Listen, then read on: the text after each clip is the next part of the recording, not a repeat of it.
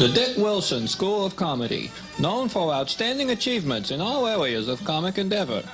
Students benefit from a vast faculty experience in one-liners, zippy comebacks, and chimpanzees in derby hats. The prestigious graduate program provides both theoretical instruction in spit takes and whoopee cushions, and hands-on participation in pie fights and driving expensive cars into swimming pools.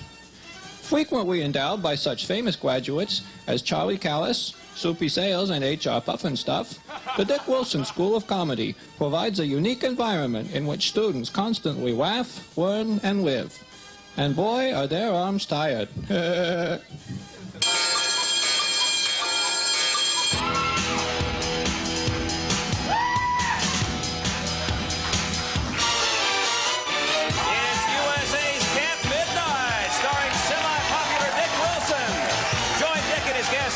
Ernie Hudson from Ghostbusters 2, comic Marty Putz, the Catwoman Julie Newmar, fantasy fulfiller John Alexander, music by Guadalcanal Diary, and as always, Scooter Peach and the Van Nuys Sound Machine. And now, a guy who's good with children and better with pets, Dick Wilson.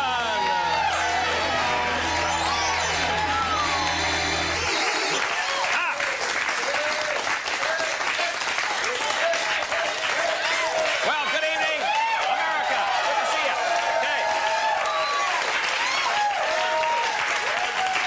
Good to be here in your loving homes on this wonderful Friday night here on the USA Network. We got a great show planned, as usual. It's what we've had for 24 weeks planned, and tonight we're going to pull it off, okay? So we'll be here and we're ready to go. Let's say hello to Scooter Peach and the band officially. Scooter, how you doing?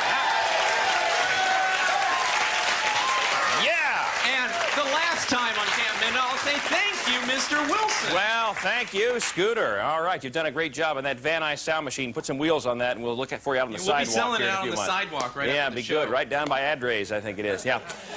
Well, you saw in the opening of the show how I have started my own school of comedy. You see, the ratings for this show have been, let's see, how do I describe it? They suck.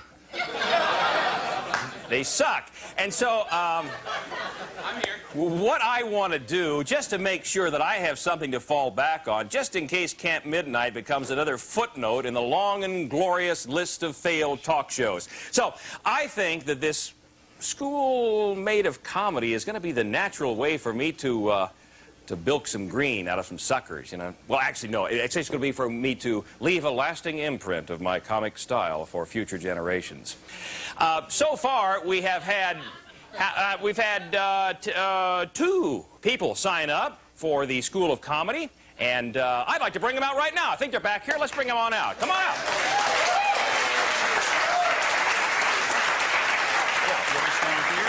You just stand right over there. All right, good. Why don't you tell the folks who you are? My name? Yeah. My name is Sherry Bulbous-Stick. All right. Sherry, glad to have you on the show. Good. And, sir, you are? And I'm Michael Hunt. All right, Michael. Well, welcome to the show, both of you. You two are the ones who asked to enter, and so we determined by that you have excellent comedic ability. And so we're going to work with you on the whole thing and get ready and put it all together. I want you to know that getting into the university here, there is only really one question that we ask to begin with, and that is, why do you want to enter the Dick Wilson School of Comedy?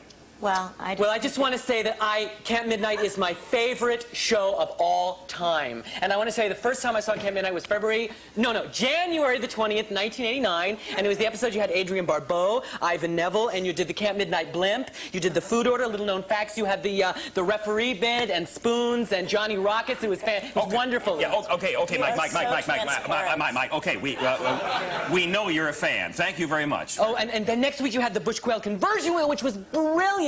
And then you had, of course, little known facts after that again. It was just wonderful. Yeah, all right, Mike, you're in, okay? You're in. Sherry, how about you? Well, actually, Dick, I know a lot of really famous people, and the other night I was at this party given by Mickey Dolenz and Glenda Jackson. They're living together now, and I know them.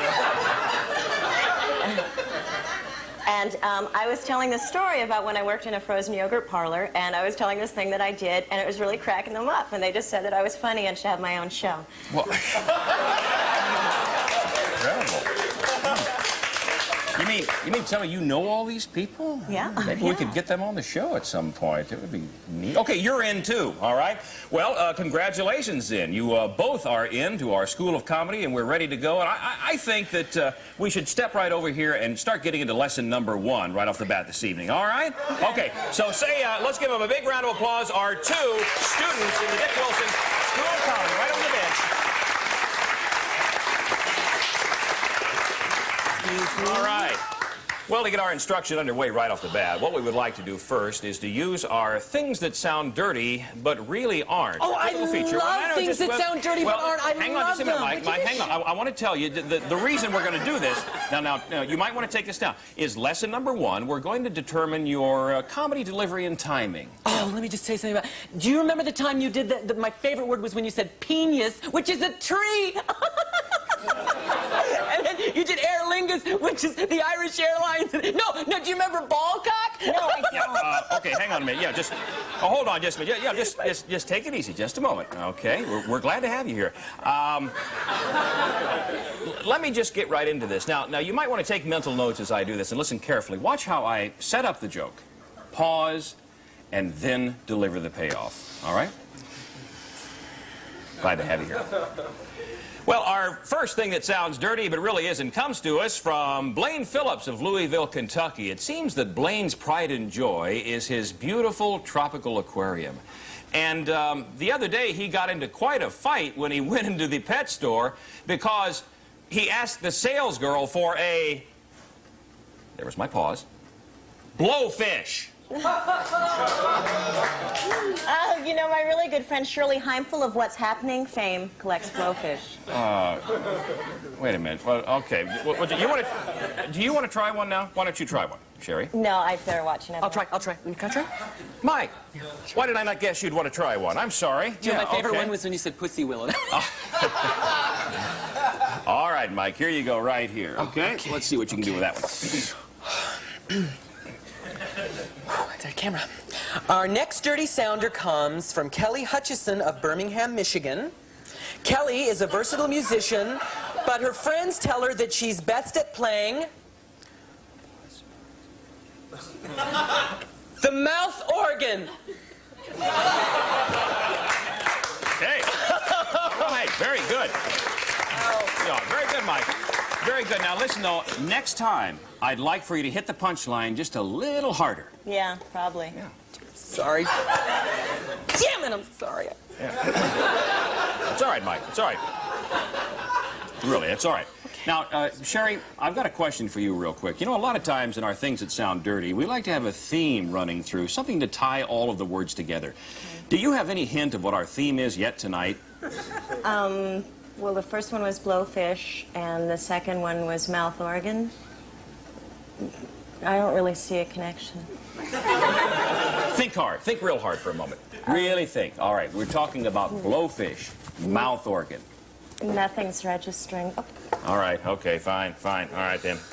Why don't you try this one? All right, here's one for you. Okay.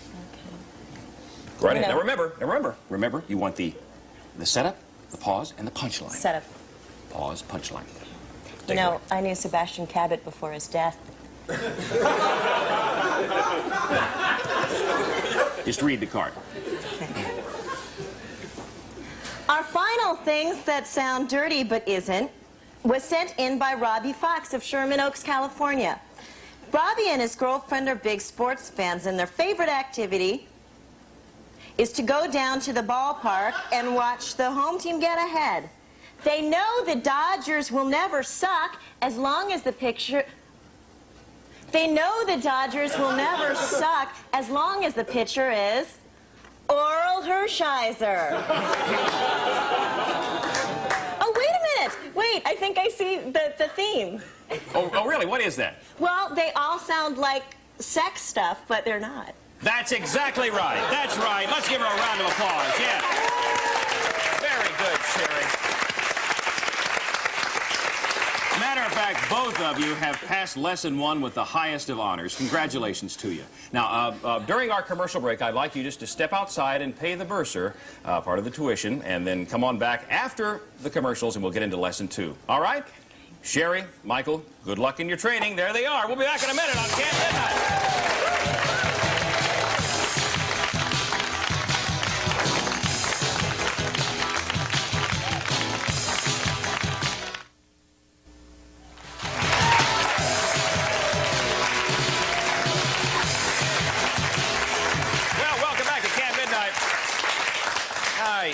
I certainly hope that our 2 students got everything taken care of tuition-wise during that commercial break and got their tuition paid in full, in cash. So let's bring them on out and see if everything's all set to go here. Yeah, can you come out? Are you all ready? You got everything taken care of? Yeah, here they are. Yeah. Guess we got everything squared away then, right? Well, yeah, but you didn't tell us it cost $3,000, Dick. I mean, I could have gotten into Scully Mitchell's acting class for half that. I know him. I mean, I spent my entire life savings on it, but I mean, I guess it is worth it. Well, of course it's worth it. Listen, when you want the finest training in the craft of television comedy, who do you think of? Donnie Most. No, me, Dick Wilson. Come on now. Yeah. Huh? Yeah. All right. All right, now, come on, let's get into lesson number 2 now.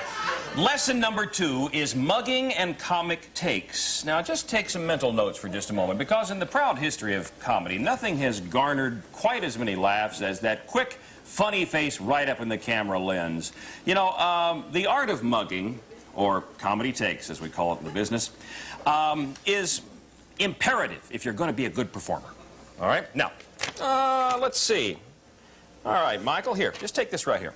See that script right there? Mm-hmm. You read the setup line, and then I will show you the face that has made me a television legend. Oh, wait a minute. Do you mean that Wilson overwhelmed face? I remember when you did that on February 19th, 1989. It was the episode when you have Paula Kreppel, Legal Reigns, and... You just shut up? Just get to the line, okay? Get to the line. Well, trampster.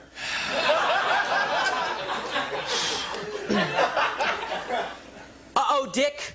I have bad news. Oh, what now? The ratings for last week were the worst ever. Oh, wow, that was great. Were the ratings really that bad, though, last week? You don't know. You don't want to know about it. Actually, you know what? I can do a really good comic take. My friend Chaka Khan taught me how. Well, could we see that now? Well, I can really kind of only do it in front of her. She used to babysit, and she's a friend of the family. Yeah, sure, okay. All right, Sherry, here, try this. This is your line right here, okay? I want you to try that. Okay. A spanky face, okay. I think I know that. All right. I'll go ahead and read your setup line. Yeah.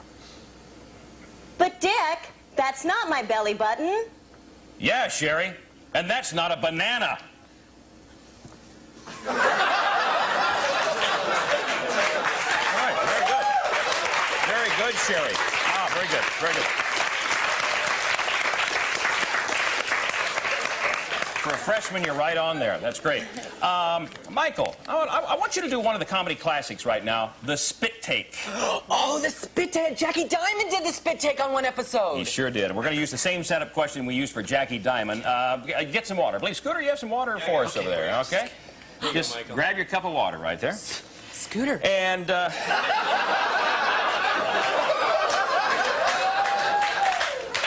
What's the criteria for being a student, Dick? we haven't come up with one yet, so, you know, we'll work on that. All right, you got your water. Ready to take your drink? Yeah. Michael, was that your wife I saw you with backstage? Oh, gee. Oh, I'm sorry. Oh, my God, I'm sorry. Does that mean I'm not going to get a good grade? Does that mean I'm going to fail? God, just get out of here for a minute, okay? Holy mackerel. Come on, just yeah, okay. Take a break. Let me interview a guest, for God's sake, all right? Let me follow these spots over here on my eyes, and, what a mess. Does anybody have a towel or anything like that? Okay, thanks a lot. That's no problem. Yeah. What a mess. Well, showbiz troopers, we must march ahead. When you want to learn basic comedy, you call Camp Midnite. But when you got spirits hanging around, who are you going to call? Ghostbusters! That's That's right. We've got one of them right here. Please say hello, Ghostbusters 1 and 2 veteran Ernie Hudson.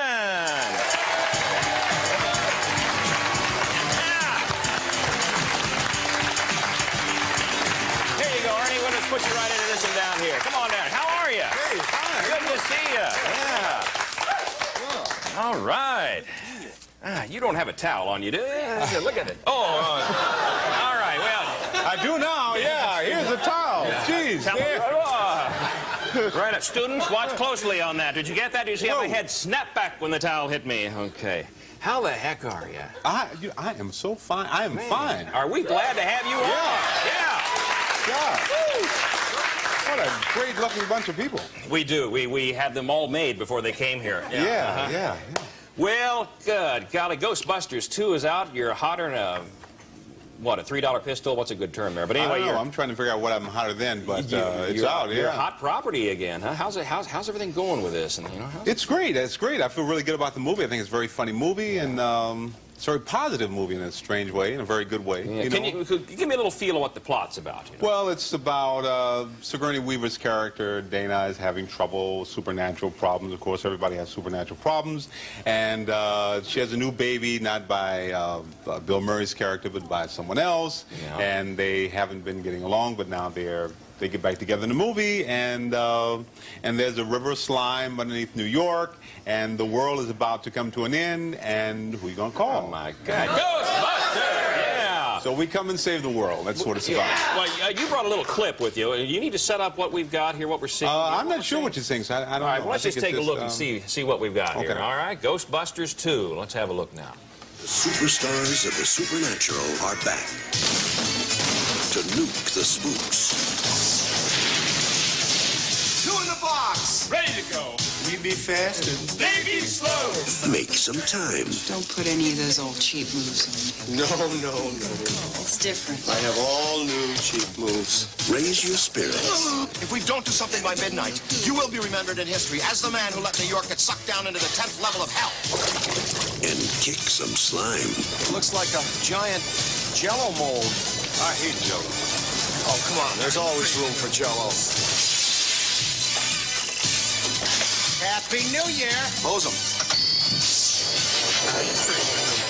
Ghostbusters. All right, yeah. Ernie Hudson and the gang. Yeah, boy. Yeah. That's what I love.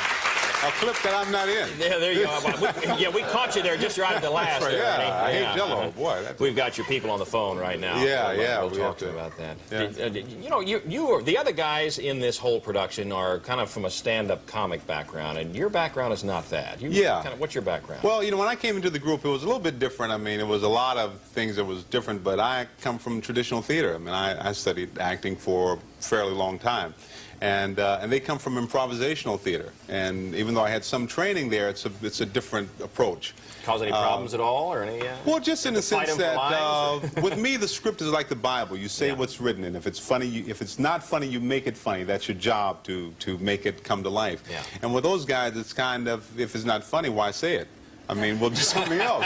And if you're working, it means being a lot more flexible. And for me, it really opened me up to just being a little looser. Yeah. It's heck to follow your out cues from the other people when they're doing that, isn't it? Huh? Yeah, well, you have to be on your toes. Yeah. And then what you find is that you have more fun, and suddenly it's fun, and it's not so rigid, it's not so locked in. Yeah. How did you originally get lined up as the part of Winston Zeddemore? Zeddemore. Yeah, Zeddemore. Winston Zeddemore. Danny Aykroyd said it's a West Indian name. He found something. He researches everything. He knows everything about everything. It's amazing. I did a movie called Space Hunter with Ivan Reitman, who produced and directed Ghostbusters. Yeah. And my head was shaved, and I was a very big character, or at least the character thought he was very big. And the character in Ghostbusters was not very big, and so Ivan felt that I was all wrong for it. And I tried for 2 months to get in and see him, and finally I got the interview, and I went in, and I made him laugh. And they gave me the part, and then they cut everything that I made him laugh about out. Yeah, all right, there you go. Isn't that the way it always is? Yeah. Well, Ghostbusters has certainly been a jewel in your crown. Now, you've made a bunch of other movies. How have they done? Yeah, I made a lot of movies. In fact, up until Ghostbusters, every year for about 10 years I made a movie. Every fall I made a movie. But Ghostbusters is so different. I mean, it's amazing. The kids really love this movie for some reason. Something about it.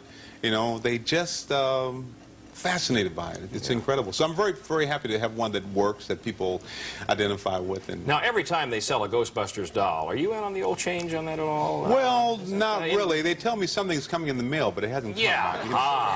The old mail thing. Yeah, yeah. Well, what you worked with on a movie called Weeds. I did Weeds with Nick Nolte, and I'm very, very proud of Weeds. Yeah. You know, it's funny because you get a job and you make a lot of money, and that's kind of fun, but you get a movie like Weeds where nobody made any money, and it was just, I mean, it was the worst working experience, but it was a lot of fun. Oh, we know what that's like here on Camp Midnite. Yeah, no, you guys are doing great. Well, stage acting and things. Any other high points in the career out of the films that you've had? Well, I think now, after about 20 years of working, I'm just learning how to be an actor. I think now I'm really kind of putting it together to the point of having fun, and I think I'm better. I think I'm better. I think I hit a point where I thought, yeah, I'm really pretty good, and then I realized that I wasn't very good at all, and I couldn't stand to watch anything that I had done. And now I think I'm becoming a very good actor. You can stand to watch yourself now a little bit, huh? A little bit, you know. What's going on with the Ernie Hudson family? What's the count on the family? Well, I have 4 sons. I have 4 sons, and I have a grandson. Yeah. A grandson? Yeah. Well, you know, it's funny because when people talk about having a grandchild, I saw this article in paper, grandmother graduates from college with a PhD, and I thought, grandmother, she must be like 68 years old. She was 34 years old. She had a kid when she was 17, and the kid had a kid when she was 17. So, so I'm not a very old grandfather, but I have 4 sons and a grandson. And my guys are great. They're healthy and handsome and just wonderful. Wonderful people. That's great. Wonderful. Well, best of luck on this whole Ghostbusters thing. I heard Dan Aykroyd the other day say he'd like to do Ghostbusters 5, 6, and 7. He doesn't know the rest of the gang wants to do it. Yeah, it's kind of funny because we took a long time coming back together, but I think there may be 5, 6, and 7. Well, honor us, please, by signing and biting one of our styrofoam cups here. Yeah, boy. There you go. Just put it right in there, put the old dentures in there, and sign yeah, I've been looking forward to this. Yeah, You'll join our wall of fame that never slimes. There it is, Ernie Hudson from Ghostbusters and everywhere else on Camp Midnite.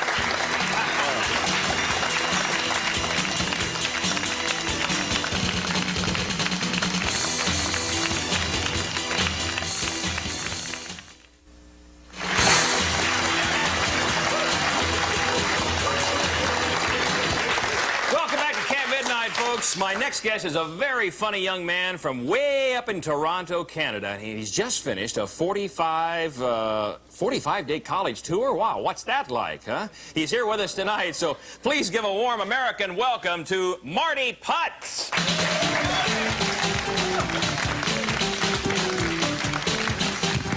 Thank you. Thank you. How are we all doing, folks? Are we in a good... Oh, cool. We're in a good mood. Actually, I have to tell you, I'm a little ticked off myself. Yeah, I'm still suffering the consequences of last Halloween.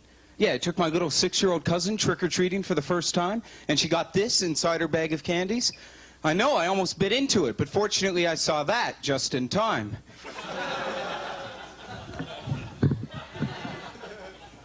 Wait, did you ever do this? This is the coolest. Wait. Did you ever do this whenever you were cleaning your toilet? Did you ever accidentally go like this?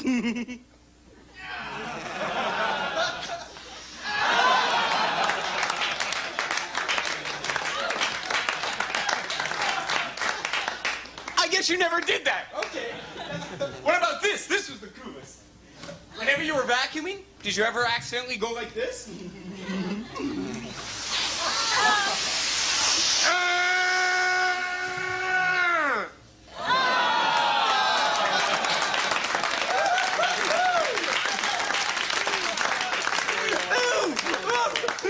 I'm tongue-tied! Actually, I'm so excited to be in the movie capital of the world. So tonight, I'd like to do my impression of my favorite Alfred Hitchcock movie. Ooh.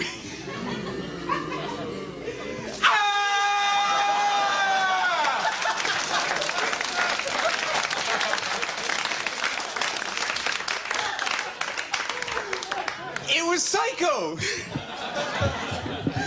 This is the best at Christmas time when the malls are really crowded. I love to come running out of pet shops with this on. It's the best. Ooh, and when I'm in pet shops, I've accomplished a first. Yes, I've trained the first daredevil rodent. Let me introduce for you right now, Hermie, the heroic hamster. Cool, good. Ooh. Tonight, Hermie, for the first time on national TV, will travel through midair at the speed of light, whereupon... This is so cool, wait. Hermie will end up inside a junior safety net. No, but we're going to make it even more difficult for Hermie. Watch this. Tonight, Hermie not only will travel at the speed of light, but Hermie will enter this little white hole, travel round the hyper tube, and of course be shot through midair into the safety net. Yeah, you're into it. This is good. All right. Now, I know what you're wondering. You're saying, Marty, that's cool, but what possibly could you use to cause Hermie to travel at the speed of light? Why, that's simple. My new invention.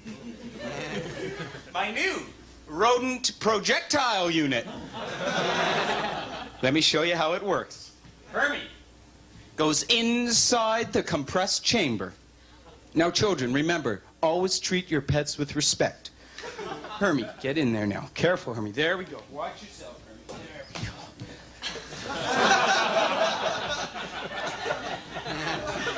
go. Now, inside the handle is the CO2 container, which travels up the white tube into the chamber, which causes 14 square pounds of pressure, which forces Hermie's little butt out at the speed of light, whereupon he enters the little white hole, travels around the hyper tube, and of course ends up inside the junior safety net. That's right, we're going for number 19 in a row, without a miss. All right, let's get some distance on this baby. All right, watch yourself here, gang. All right. Oh, wait, minor adjustment. There we go. All right. Here we go, on 3. Hermie travels through the air, into the little white hole, round the tube into the net. I swear to God, you'll wet your pants. 1, 2, 3.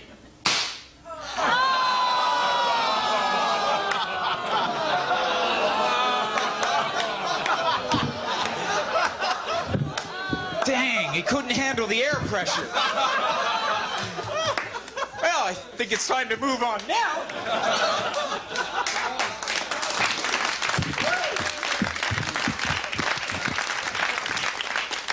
Wait, this is cool. Wait, look at this thing. This is one of my favorites. This. How many times do you lose your best friends in crowded malls? Or you can't see over those obnoxiously tall people? That's when you need this baby, the new Putz portable chiropractic machine. Watch this. Sure. Whenever you're confronted with one of those situations, just close her up and turn her on.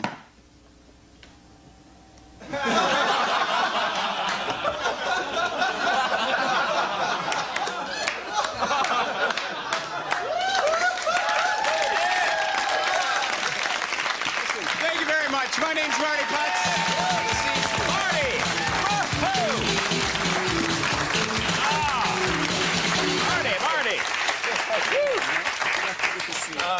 Let's see. Do we need a microphone on you? Yeah, slip that on there, because there's some other things here that I've got. I don't want you to be done yet, all right? We've got about a minute, so do I just hand you some things here? Yeah, this is some cool. I've come up with some cool inventions. Is this okay right here? Yeah, that's cool. This is okay. This is a new toy I'm trying to market.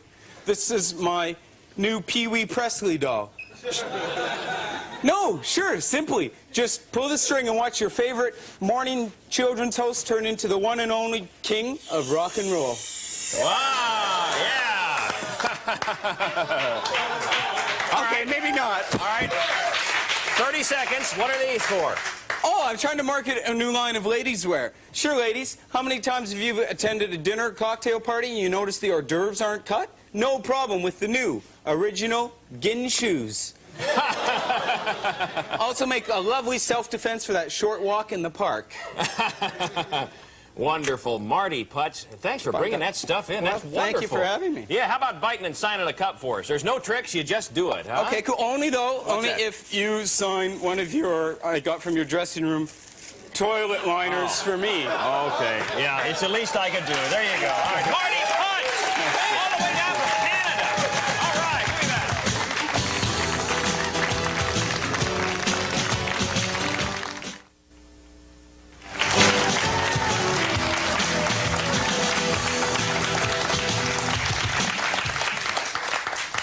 Okay, welcome back to Camp Midnite on the USA Network. And the next up in our lessons on comedy from the Wilson School of Comedy, I'm going to invite in a guest lecturer at this point.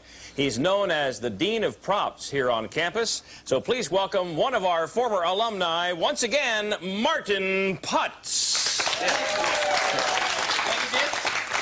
Thank you, students, and thank you, faculty. Actually, I have to tell you, I just flew in for this show, and boy, are my arms tired. See, I'm just not limited to prop comedy. Although it is my specialty. So I think we'll carry on with the lesson today. Right now, I'd like to know, does anyone know the key element to good prop comedy? I know, Mr. Putz. Is it size? Yes, it is. Size is funny. And size is the key to most props. Allow me to demonstrate for you, okay, gang? Watch this. This is so cool. You can take an ordinary, average, everyday, regular size mitt, and this is not funny. But if you take the same item, enlarge it, then you have your humor.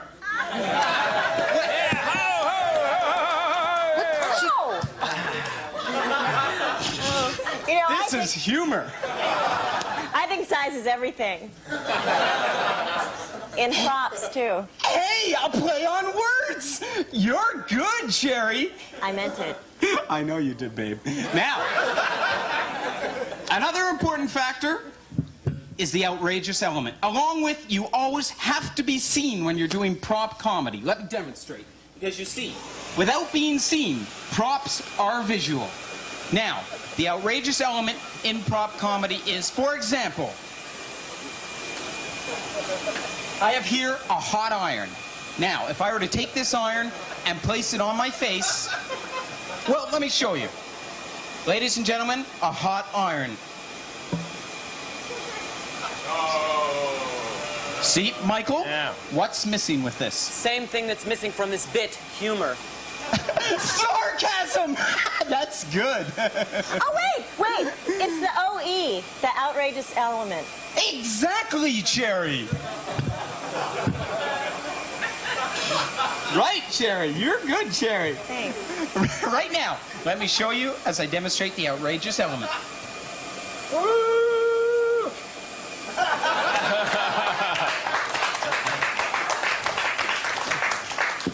One thing to remember, they all can't be gems.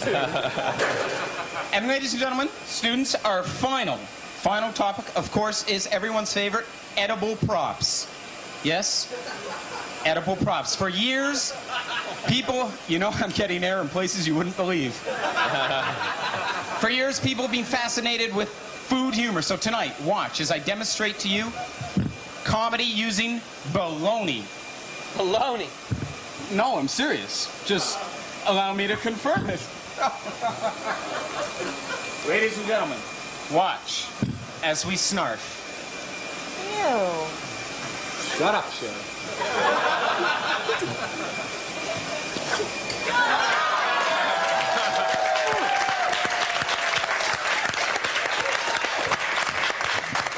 Now you guys try it. Go ahead, gang. Well, that pretty well wraps it up this week for our lesson in props. Right now, would you please join us next week when we bring you the side of humor found in fake dog crap. Oh, back to you, Dick. Marty, okay. Folks, I think you can see how dangerous comedy can be. Don't try this at home, all right? Marty Putz, guest lecturer. All right. Marty. See ya. Woo. Man, oh man. Snarfing, that's the new goldfish eat of the 90s, isn't it, huh?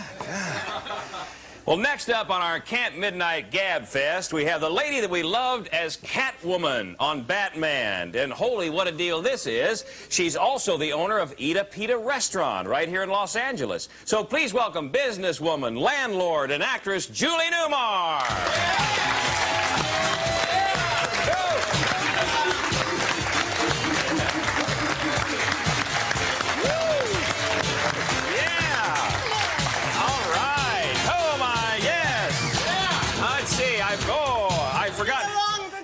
Yes. Oh, I've forgotten where to put the microphone now. Yeah. Yes, huh? Do it yourself. Yes, let me just, I'll be right back here just a moment. Yeah, Here, let me just, okay. Be careful, I'm not gay. How are you? Yes, fine, thank you very much, thank you. Oh, primetime TV, how nice. I just wanted to stand here by you for just a moment, yeah. Okay, good. Oh, I have a question. What? I've been watching your show, and I want to know, what is that? Oh, what is this? Perfectly useless. I think you should fire your set director. I'm not sure why we have that here, but it has been here. Would you take that with you when you go? Yes, take that. There it is. Oh, there it goes. Oh, my goodness gracious. Yeah. Well, you were never speechless. I'm in my upper 30s. I'm 6 foot. I'm no. Gosh, thanks for coming on. This is wonderful. Nice. What a wonderful dress. Oh, thank you. Where did you get this? It's beautiful. Well, it's part of the tale I have to tell about my sad life. Well, do we have time? Well, let's hear this, okay? Well, I'm a pariah in life, you know. I'm a landlord. And you must never be a landlord unless you just love to pay taxes or want to spend the rest of your life with lawyers. Well, do you have some interesting people living in your places? Yes, there's an old man who's been living there for about 40 years. He's a World War II veteran. Yeah. He's on Social Security, and every time I go over there, he tries to give me money. What's the matter with that? Well, I can't take it. He's on Social Security. Oh, I see. So he doesn't live free in your apartment, though? No. No, okay. All right. Good. No, his rent's about 1/3 of everybody else's. Okay. Well, I'm going to walk back around here in just a minute. You see, I inherited this building. Well, go ahead. Walk right around. Yes, but keep the story going, because I want to get over here in the official position. Okay. I can actually see your legs better from over here. All right. Oh, thank you. Yes. Well, I inherited this building, and it was just full of holes. I mean, even the sunshine came in. But it eats money. It's like having a teenager for a son. It eats money. Well, luckily, you made a lot of money in the past, you know, and you're still a wonderful actress. You got a new movie out. What's the name of the movie? Yes, I do. What is it? It's called Ghosts Can't Do It, with Bo Derek and Anthony Quinn. Yeah. What's the story on this? What's the kind of... It's the story of John Derek. John Derek's the director. It's the story of his heart attack. And in the movie, he goes to heaven. But he can't make love to his beautiful wife. So the story is how he can find a willing male body to re-enter. Oh, okay. What part? And you play what part? I play an angel. Well, I would think that. You are an angel. Thank you. And you're also very... Maybe I'm misreading this, but you're very sensual, too. Now, you played the Catwoman was a real sensual. I had an argument with John Derek about that. He said that angels are sexy, and I said, of course they're not. They're ethereal. They wear chiffon, you know. Yeah. And he took half my clothes off. But I'll tell you the truth. I went to the Bodie bookstore, you know, with Shirley MacLaine's bookstore, and I got this information. And this is the truth. This is the truth. Angels have better sex than we do. That's the truth.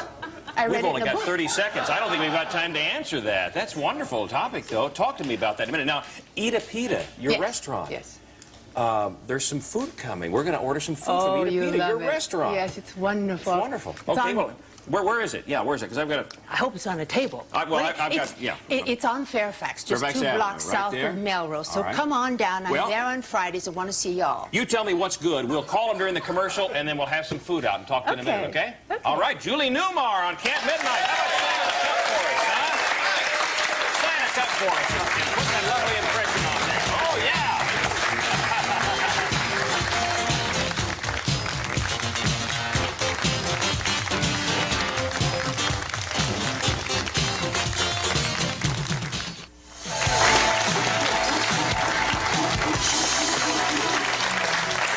Well, welcome back to Camp Midnight. And welcome back to the Wilson School of Comedy. Now, so far along the night, if you've been working along with us and our students here in the studio, you have already mastered the art of mugging and also the art of making those crazy, wacky prop movements all over the place. Now it's time for us to move into a higher plateau of comedic performance. What we're going to tackle right now is a comic device known as the double entendre. Now, any of you who have ever watched classic French bedroom farce or an episode of Three's Company would know that the double entendre, which in French literally means having two entendres, is a routine where as a character overhears a conversation and misinterprets its meaning as in a humorously sexual context. It's a little wordy, so let me just give you an example. My students are backstage right now, Michael and Sherry. I cannot hear, well, I can hear what they're talking about, but I cannot see what they're talking about. So let's listen in. Gee, Mike, that's the biggest banana I've ever seen. And you've got the prettiest dish. No, wait. Put chocolate syrup on it first. It'll taste better. Oh, how about whipped cream? That goes on the nuts. Oh, baby, it's so soft. God, that's good. I want more. Ooh, it's so good. As you can see, in reality, they are eating a hot fudge sundae. But of course, naturally, I may have thought that they were doing something else. Now, the comedy performance pays off when they come out and we actually see the sundae itself. So kids, come on out. Oh, God, that was incredible. Best sex I've ever had. This is a neat school. Way better than studying law. Jeez. Oh, gee, wait a minute. Here. All right. Well, hearing what I thought I heard, but not seeing what I thought I heard while I was hearing it and not thinking about it certainly has got me twisted around here. So I say my stomach clock's a ticking away. Let's get into the food now. We're looking for something from the East here as we enjoy Eat Pita. Come on over here, huh? Come on this way. Step over this way. Look at this spread right here. Of course, Eat Pita, owned by Julie Newmar. Julie, come on out here with me again. Let's find out what we've got out here. Julie Newmar! Oh! Well. Think beautiful thoughts. Is that lovely? Oh, you're so lovely. I'm sure that one of my students will enjoy this. And I think we know which one. This is made by Patina. Is it really? Yeah. Is Patina one of the people who live in your place? Yes. Okay. What do we have here? What kind of food do we have here? Oh, we have falafel. Oh. You put it in the bread. You open in up the pita, yeah, okay, so it's all like right. A sandwich. Sure. And you put it in here. Okay. With your fingers. All right. And then what else do we have in the other plates And you here? put this salad in here. Oh, that's wonderful. Okay, it's very healthy, very natural, good food. All right. Makes Good. your eyes shine. That's good. And then. And my favorite thing is something called baba ganoush. Okay. All right. Oh, you just have to taste it. I plan to do that. And I plan to have you feed it to me. Thank you very much. That is delicious. All right, Julie Newmar, everybody, and Eat Pita.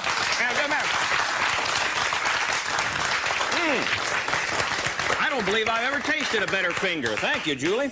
Tonight's video is Teeny Weeny Meeny. Let's watch it by Reverend Billy C. Wirtz while we enjoy some of the Eat Pita goodies. Come on up here, say hello to Julie, and have some food. All right?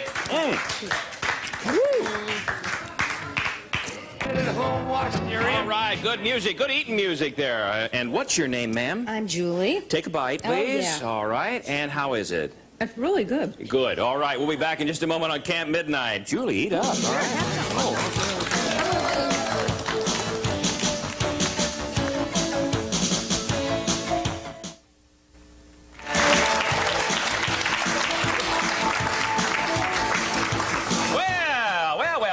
Welcome back back to the world-famous Dick Wilson School of Comedy. Our two students, Michael and Sherry, here with us, and we're going to move into one of the more challenging areas now, and that's the area of physical comedy. Are y'all loosened up, ready to go? I remember I remember that time. I have been a fan of that ever since you fell into that cake in episode 112 when Daphne McGuckin had scurvy. Do you remember that episode? Oh, she was cute. Yeah, I remember it too. Yeah, sure. No problem. But Mike, all right, you're ready. Are you ready, Sherry? Actually, I was going to wait for my godfather, John Schuck, to come here and do it with me. You know John Schuck? I know of him. Well, I'm sorry, we don't have time to wait for him right now. I'd love to, Sherry, but you're going to have to do this physical comedy with Michael because I've got to evaluate you at this moment how you are progressing in the school. So, ladies and gentlemen, here it is, physical comedy.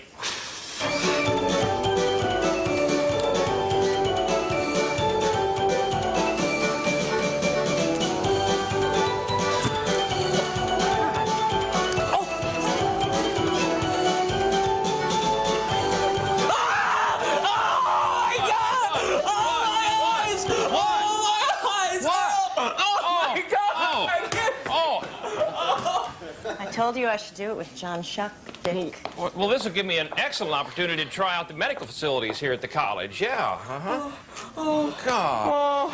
Oh. How are you, Mikey? Oh, my eyes are gone. I'm completely blind. Oh, gee. Well, listen, folks, I tell you what. While I'm trying to give sight back to Mikey in another course we have here at the college, why don't we enjoy some of the music from one of America's new hot young groups, Guadalcanal Diary. They're going to sing for us Pretty Is as Pretty Does. Oh, Mikey, you're going to be okay.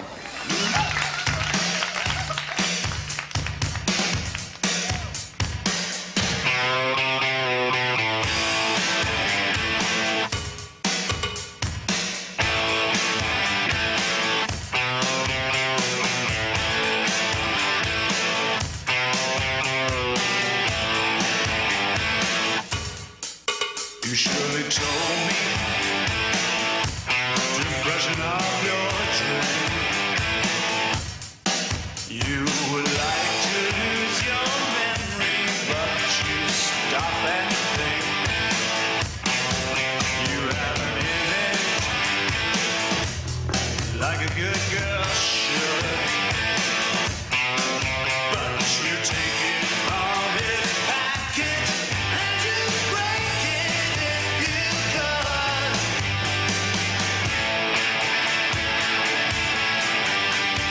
Pretty is as pretty does. Pretty is as pretty does.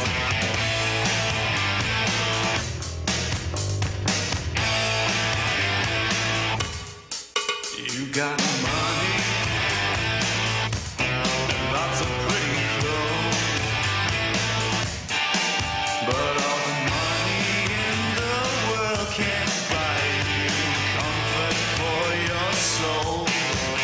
You have opinions on how your life is run,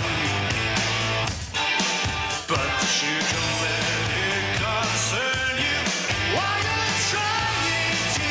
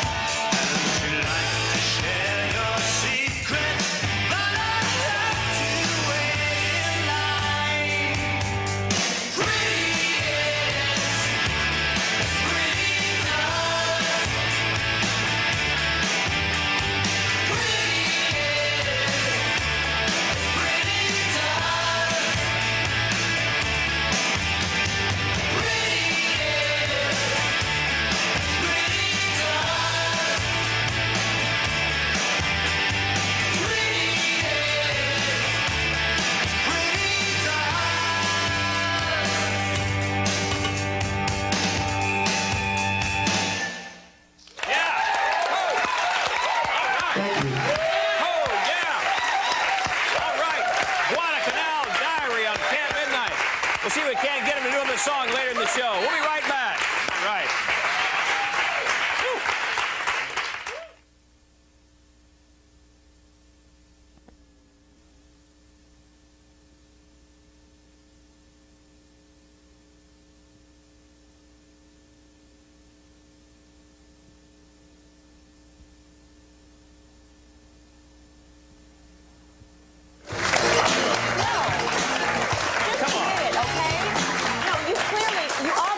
Had no idea what was going on, and you have to take responsibility because I'm not going to. I didn't know you were going to hurt him. It's your fault. Oh, Dick Wilson, I thought you were my hero.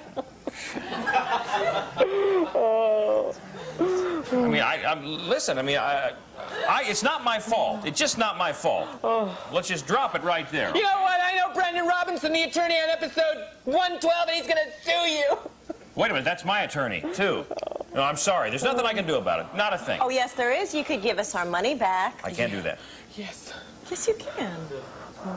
Can't do that. Nope. Why? I cannot do that because I have already spent the money.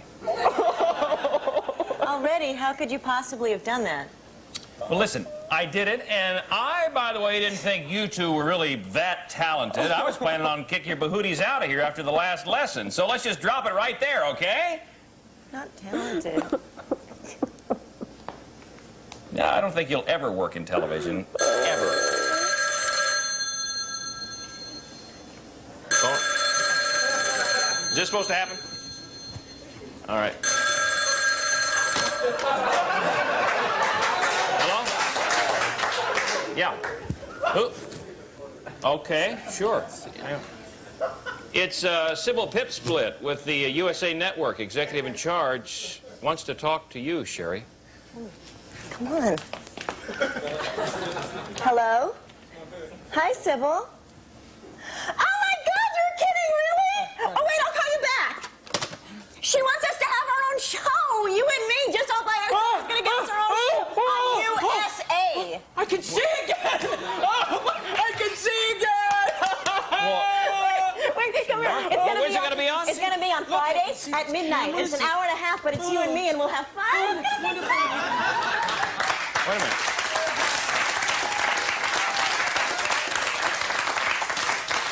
Friday at midnight?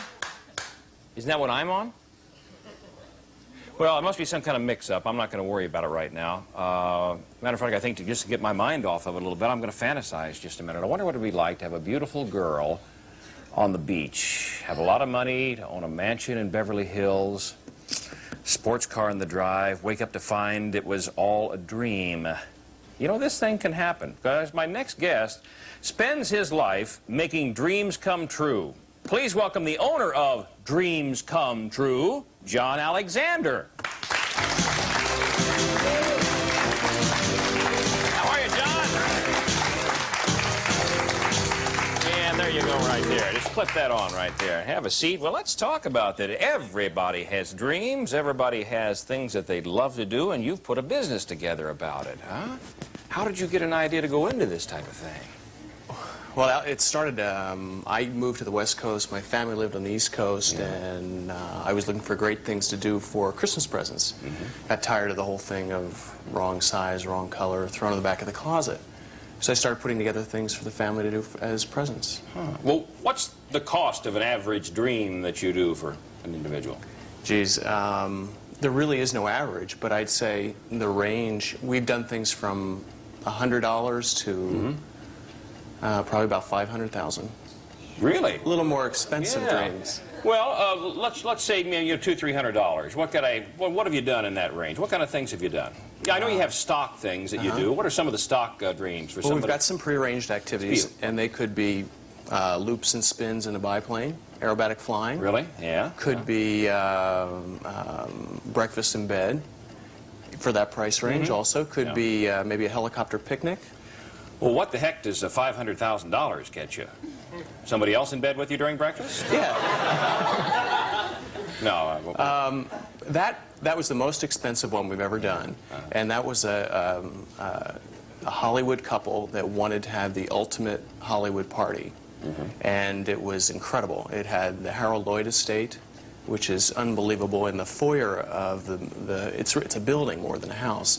It's about probably 40 feet by 120 feet, just the foyer of this home.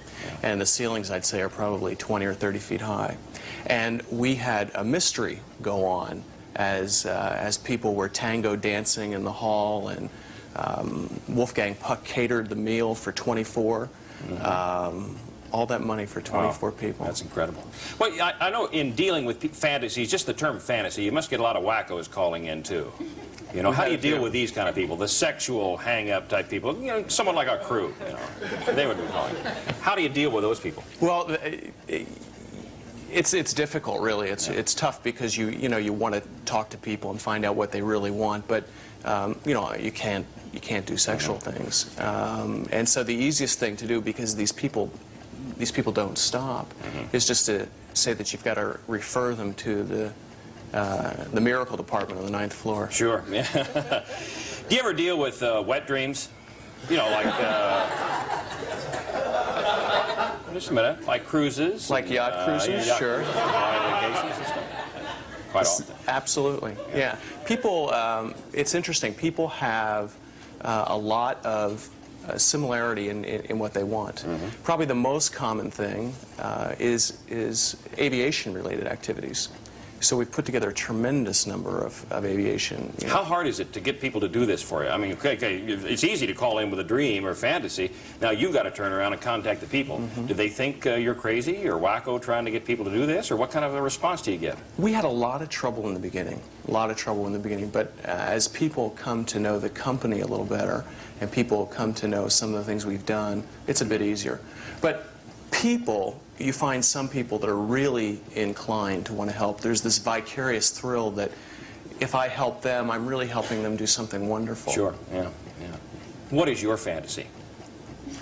Mine is really very simple. We did it for clients about 2 weeks ago, and my fantasy is just to have a sit-down dinner in a Learjet as it circles the Golden Gate Bridge.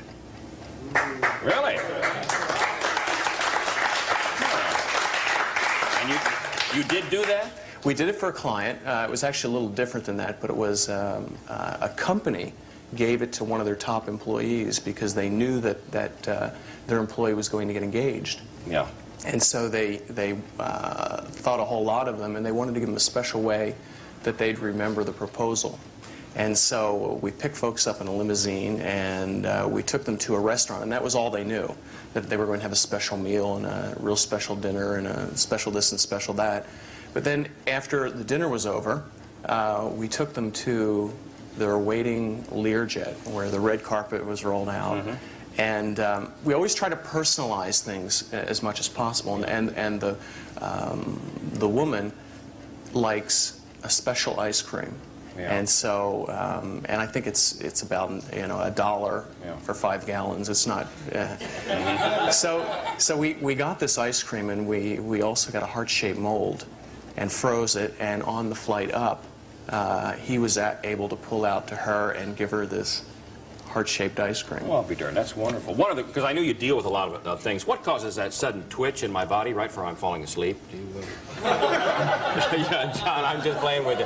Do you have a phone number people can call in Los Angeles? All right. We have a phone number. John, give me the phone number real quick. It's 213-661-1300. All right. There you go. Dreams come true. John Alexander. Sign a bite of cup for us. All right. We'll be back in a minute on Camp Midnite.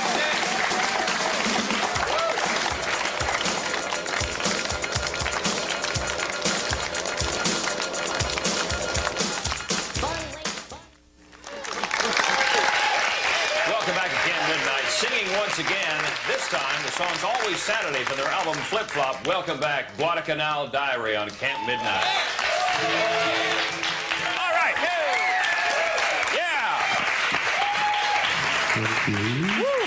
Guadalcanal Diary. Thanks again, Murray Attaway. Murray, welcome to the show. Thank you. Yeah, I had a little problem here about mid-song. What happens in a contest, when you're in a concert? What happens when this happens? I take this off and throw it at someone, and they throw me another one back. Do you? It's good to have a staff, isn't it? Yeah, it's really incredible. is. Why don't we introduce Guadalcanal Diary? Let's line up here, somebody. Mr. Drummer, come on back up here, too. Okay. Yeah, I don't want to give the name away. Let's start over here and just move across, all right? We have on this side? Rhett Crow. Rhett? All right, Yep. Murray, why don't you just introduce the folks here? All right, this is Rhett Crow, okay. bassist. All right. Rhett. And Mother. This is John Poe, drummist. This is Jeff Walls, guitarist. There you go. All right. Murray, the album is Flip Flop. How long has it been on the streets? Gee, Been a while? yeah, about 2 months, I guess. Really? Okay. Something like that. All right. Well, good. Hey, and I understand that Jeff and Rhett are married. Yeah, they are. I don't want to stand. Really? Is this right? Can we bring the baby up here? You want to bring the baby up real quick? Huh? Come on, bring the baby up. Rhett, what's the baby's name? Lily. Lily. All right. There they are. And here's Lily's nanny, Melissa. The Guadalcanal Diary, the next generation, here on Camp Midnite. All right, see you later. Okay, back in a minute. Bye-bye, Lily.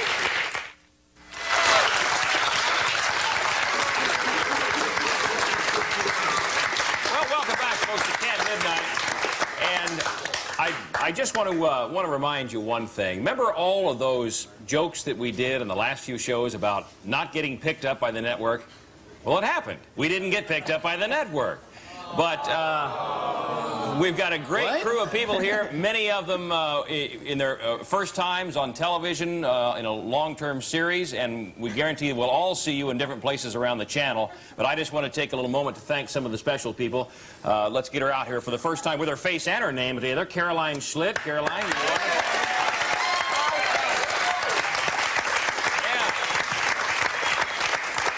Tony Forkish. Tony Forkish.